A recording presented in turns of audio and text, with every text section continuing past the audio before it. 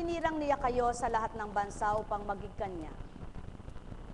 Pinili niya kayo at inibig, hindi dahil sa dami, pagkat kayo pa nga ang pinakakaunti sa lahat. Hindi pala sa marami ang pagpili ng Ama, bagamat pinakakaunti kayo.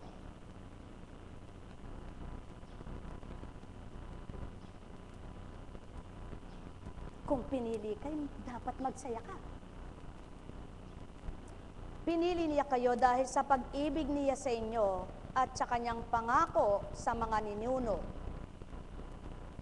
Ito rin ang dahilan kaya niya kayo iniligtas sa kamay ng Paraon sa pamamagitan ng kanyang kapangyarihan. Alalahanin ninyo si Yahweh ay Diyos na hindi marunong sumira sa pangako. Tapat siya sa lahat ng umiibig at sumusunod sa Kanya. At ipinadarama niya ang Kanyang pagmamahal hanggang sa 1,000 salinlahi. Nililipol niya ang lahat ng sumusuway sa Kanya. Hindi makaliligtas sa Kanyang parusang lahat ng hindi sumusunod sa Kanya. Kaya sundin ninyo ang kautusan at mga tuntuning ito.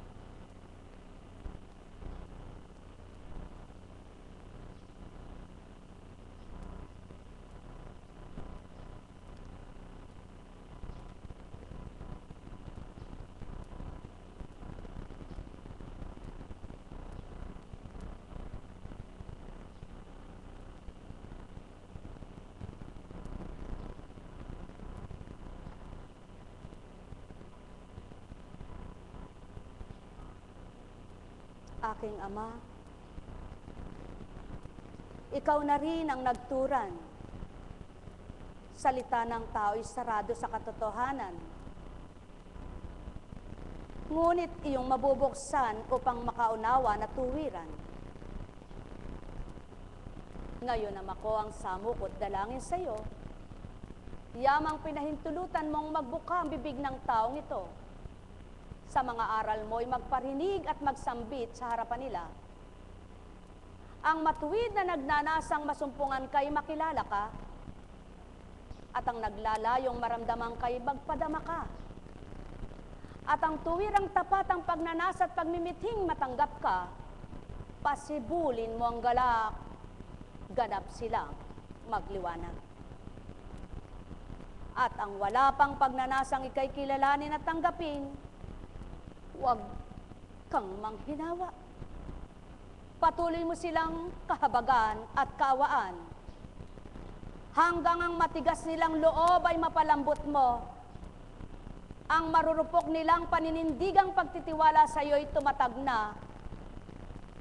At magmithing hanapin ka't madama upang ang tinalaga mong kaharian ay maragdagan ang paririyang. Net karameneyahanam. Net karameneyahanam. Net karameneyahanam. Ganang pagkatao, di may tuturan, may sasambit ang pagdulog na gayong katulad sa inyo. Kung bilang pagkataong maniniklod ito. Ngunit at pasubali itong patutoong espiritu'y kaugnay ng Ama. Kaya't kung paano ang mula sa Kanya'y nagkakaunawaan at nagkakaisa. Kaya't siya ang nagtuturo ng marapat upang iparinig sa mga anak niya sa lupa. Mahal na mahal ko kayo. Sumainyo ang kapayapaan, mga minamahal ko. Ayon sa Eklesiastiko. Huwag mong ikahiya ang kautusan ng kataas-taasan at ang kanyang tipan,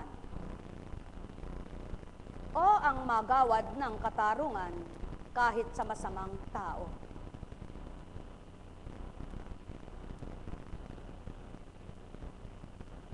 Magkakasala ka kung matatakot ka sa sasabihin ng tao. Sumainyo ang kapayapaan. Sa makatwid Kung batid mong tama ang iyong ginagawa, at ang ama mo ang sa iyo'y nagbadya, huwag mong alintanin ang kapwa mo sa lupa. Ang ama mong totoo at tapat sa iyo ang iyong alintaanin sa gawa. Pagharian kayo. Mga mahal,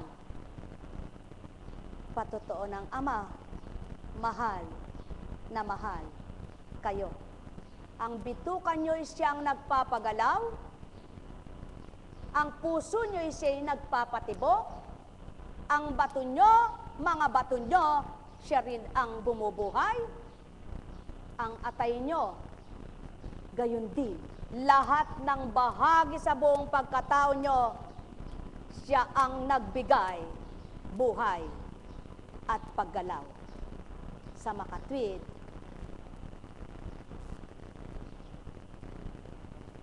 tibayin mo ang loob mo. Lagi mong tatandaan.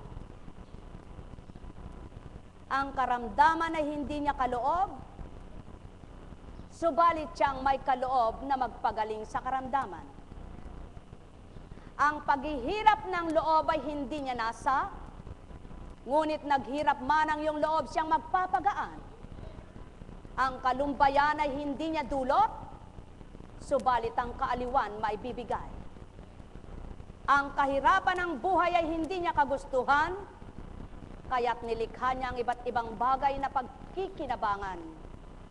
Kaya't kung wala ka, maaari ka niyang pahiramin habang may buhay. Sumainyong kapayapaan, mga minamahal. Alalaong baga, ang may pandinig ay nakarinig. Halina kayo, mga mahal ko. Pinabatid sa inyo ang panahon ni Moises kung papaano ang mga Israelita ay hinango sa Paraon sa bayan ng bansang Israel. Ehipto, ang mga Israelita ay naroroon. Sapagkat alipin, inaalipin. Alipin ka ba ng kapwa mo? Nakikita yan ng Ama. May umaalipin ba sa'yo? Walang nalihim sa Kanya. Hindi ka ba masaya sa ginagawa mo sapagkat dahil sa Kanya'y nagkaganyan ka? Bakit? Kung totoo siyang tinanggap mo, alam mong may paglaya ka, kaya't dapat na magsaya ka. Mga mahal, hindi kayang bigkasin ito ng tao, kaya binibigkas sa inyo. Hindi kayang isipin ito ng tao, kaya pinabatid sa inyo. Hindi kayang liripin ang isip nyo, kaya may Espiritu Santo. Kung sumasa inyo at mahal ninyong totoong Ama nyo, narinig nyo ang wika ko, sumainyo ang kapayapaan. Mahal na mahal ko kayo. Pagharian kayo, mga anak na totoo, nakikilala at makadarama sa oras na ito. Nekkarameneyahanam, nekkarameneyahanam, nekkarameneyahanam. Buhay ba ang Ama?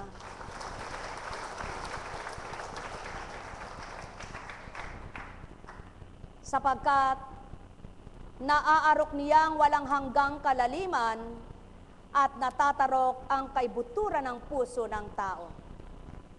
Natatalos niya ang kanilang mga lihim sapagkat ang lahat ay nalalaman niya. At nababasa rin niya ang tanda ng mga panahon, nasasabi niyang nakalipas na at ang darating pa. At hayag sa Kanya ang pinakatagong lihim. Walang salitang nalilingit sa Kanya, walang kaisipan hindi niya nababatid. Ang lahat ng ginawa ng Kanyang karunungan ay iniayon niya ng napakainam. Mananatili siya magpakailanman, hindi siya mababawasan at hindi rin mararagdagan. Hindi niya kailangan ng payo ni numan. Lahat ng Kanyang ginawa ay kahanga-hanga sa lupa. Buhay ba ang Ama? Mga minamahal, Buhay bang Ama? Buhay bang Ama?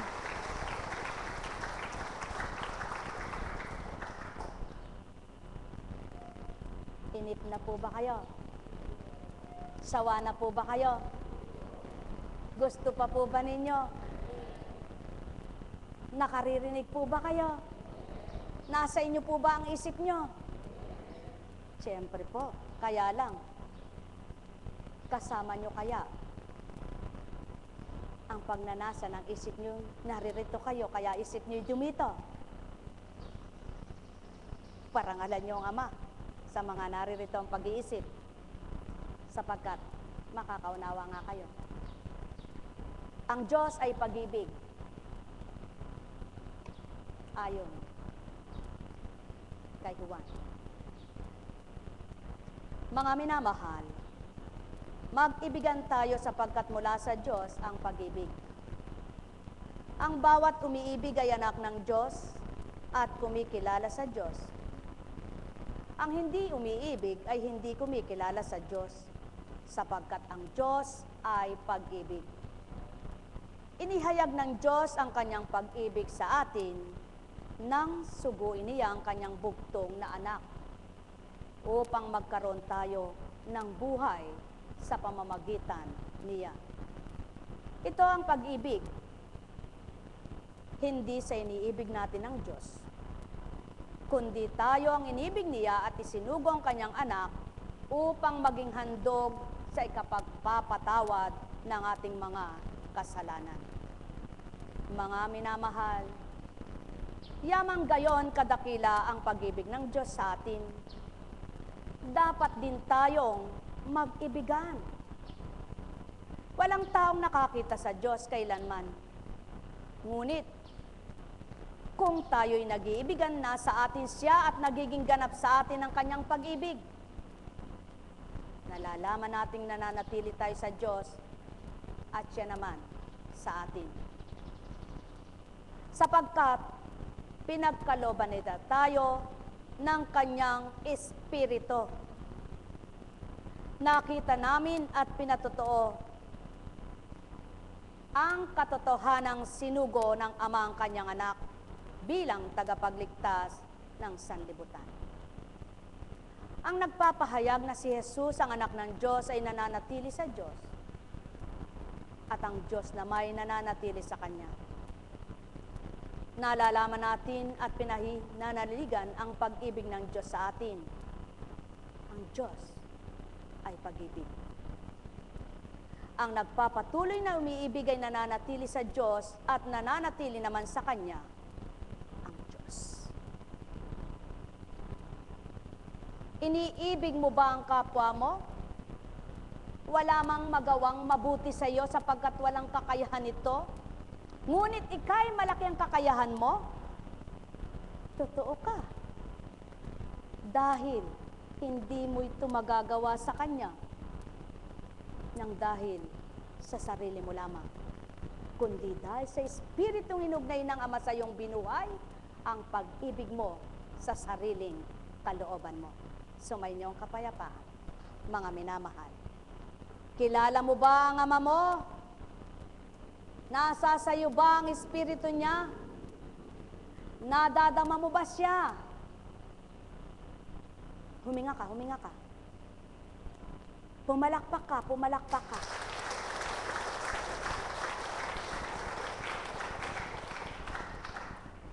Lumunok ka ng laway mo. May laway ka pa ba? Buhay ka pa. Sapagkat kung tigang na yan, anong lulunukin mo? Baka pag natuyo, lalamunan mo, pati kay matigang na rin. Mga mahal, mahal mo ba ang Diyos? Tingnan mo katabi mo. Kilala mo ba siya? Hindi mo man siya kilala kung may damdamin kang pagmamahal sa puso mo. Kapatid mo siya sa Ama. Kaya, nahihirapan ba siya sa nararamdaman niya? Huwag mo sabihin kawawa siya, ipanalangin mo siya. Sapagkat ang sasabihin mong kawawa siya, walang nagawa ito. Ngunit ang sasabihin mong Panginoon ko, pagalingin mo siya, may nagawa ka sa kanya. Buhay ba ang Ama?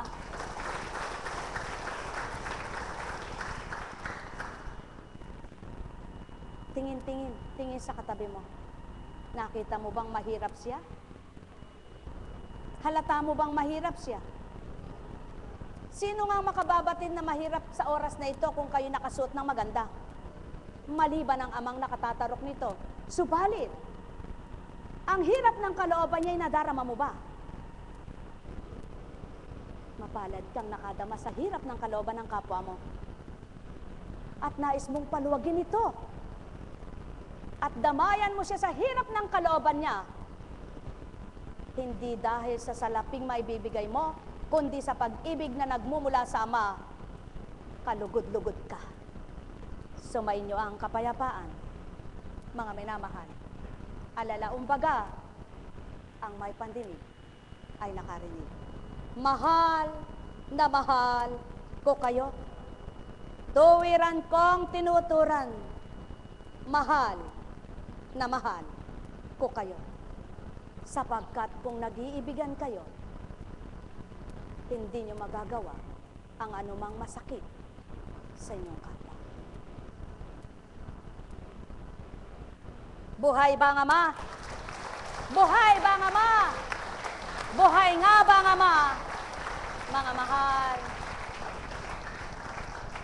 kay sarap-sarap mabuhay, lalo na't kung may pagmamahal, at damang-dama sa kalooban, lagi mong ito'y ninanamnam. Kay sarap-sarap namnamin, kung maluwag ang iyong loob, iyong tuwirang nadama, ang kababaan ng Ama. Bakit ko ibinaba, tinig na aking inawi, at sa inyo ay nilakipan ng pahayag na maina, upang sa kitura magpakababa ka nilala. Buhay ba ang Ama? Buhay ba ang Ama? Salamat naman. Yung mga nakita kong nagsipagsimba kanina ay nariritong muli. Purihin ang Ama, hindi na ngatwiran. Uy, nagsimba na ako kanina, hindi na ako pupunta dyan. Nakapasa kayo, no?